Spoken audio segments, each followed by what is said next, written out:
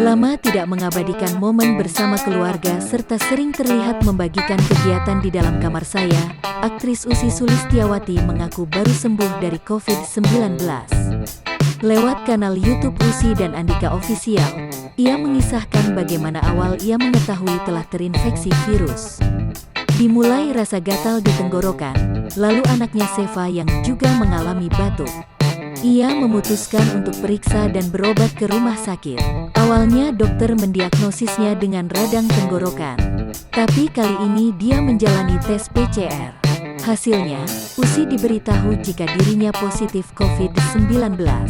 Emang bener sih katanya COVID ini menghantam mental kita. Ketika aku tahu aku positif, badan aku kayak ditarik ke bawah. Kayak berat gitu, tulangku kayak ditusuk-tusuk, ungkap Ussy dikutip dari YouTube Ussy Andika Official, Rabu, tanggal 14 April tahun 2021.